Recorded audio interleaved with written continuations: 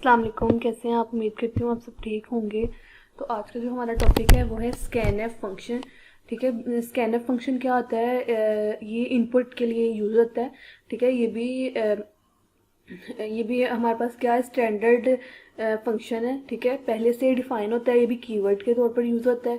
सबसे पहले scanner function में हमने इसकी डेफिनेशन पढ़ते हैं तो क्या है, most of the programs are interactive in nature. ठीक है, प्रोग्राम्स उसने बताया कि कई प्रोग्राम इंटरेक्टिव नेचर होते हैं। Till now we did not learn a way to write interactive programs. ठीक है, लेकिन फिर भी हम इतने इंटरेक्टिव प्रोग्राम नहीं लिख सके। ठीक है, इतना उसको नहीं समझ सके। C is a featured with the range of function. उसने कहा है कि सी के पास बहुत से फंक्शंस हैं। ठीक है, बहुत से। ठीक है, उसके पास एक रेंज है to accept user input in variety of forms. ठीक है, यूज़र से इनपुट ले सकता है। ठीक है, डिफरेंट फॉर्म्स में। ठीक है, this scan f pronounce as scan e double f, वो जो एफ उससे प्रोनाउंस होता है। ठीक है, is versatile as it equally good for numeric as well as string input.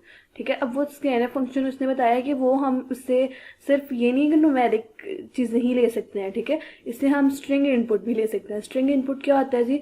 Collection of words written in a double quote, उसको हमने string पढ़ा हुआ है। ठीक है, मतलब कलेक्शन ऑफ वर्ड्स हम इससे ले सकते हैं। ठीक है, it takes as argument of format string and a list of variable to hold input data. इसका सेंटेक्स उन्होंने जो हमें बताया हुआ है वो बताया हुआ है स्कैनएफ। उसके आगे उन्होंने फॉर्मेट स्ट्रिंग बताया हुआ है। फॉर्मेट स्ट्रिंग बेसिकली क्या होता है, वो जो आपने बताना होता है कि आपका वेरिएबल किस टाइप का है। मॉडुलस डी है, अगर इंटीजर है तो मॉडुलस डी, फ्लोट है तो मॉडुलस एफ, अगर करेक्टर है तो मॉडुलस सी। ठीक है, वो उस हिसाब से आपने बताना होता है। अब उसके आगे उन्होंने ये जो एंड है ना, इसको एम्परसेंड बेसिकली बोलते हैं। एम्परसेंड का साइन लगा के उसके आगे वेरिएबल 1। ठीक है, फिर आपने जितने भी वेरिएबल्स आपने देने हैं, ठीक है, वो लिस्ट ऑफ वेरिएबल्स हो सकते हैं, 3 हो सकते हैं, 4, 5, ये आगे सोन इसी वजह से लगाया गया है। ठीक है, ये वाला सोन कि ताकि आप ये कोई स्पेसिफाई नहीं कि 3 ही वेरिएबल्स बस दे सकते हैं, जितने मर्जी आप वेरिएबल्स दे दें। ठीक है, और फिर लास्ट पे ये कॉलन। ठीक है, ये स्कैनएफ का एस भी छोटा ही है। ठीक है, मैंने आपको बताया था कि सी क्या है, केस सेंसिटिव लैंग्वेज है। वो क्या करती है, अगर आप इसको एस को बड़ा लिखेंगे ना तो वो एक एरर शो करवा देगी। नीचे उन्होंने एक एग्जाम्पल के तौर पर उसका एक प्रोग्राम दिया हुआ है। Write a program to convert distance into kilometre, distance in kilometre into metre. ठीक है, उसने कहा कि किलोमीटर के डिस्टेंस को मीटर में कन्वर्ट करना है आपने। ठीक है, अब यहाँ पे उन्होंने हैश इंक्लूड, वो तो stdio.h तो आपको पता है हेडर फाइल है। उसके बाद मेन फंक्शन उन्होंने स्टार्ट कर दिया वर्ड मेन से। ठीक है, फिर नीचे उसने डबल मीटर और किलोमीटर को उसने इंटीजर में नहीं लिया, उसने डबल में लिया है। ठीक है, उसके बाद उसने ये जो डबल स्लैश के साथ उसने लिखा हुआ है ना यहाँ पे, ये प्रॉम्प्ट था यूजर टू एंटर किलोमीटर्स। ठीक है, ये कमेंट्स है। ठीक है, नीचे उसने बताया हुआ प्रिंटएफ। प्रिंटएफ में उसने लिखा है एंटर डिस्टेंस इन किलोमीटर। ठीक है, अब वो प्रिंटएफ में लिखेगा एंटर डिस्टेंस इन किलोमीटर, फिर टेक इनपुट, ये भी कमेंट है।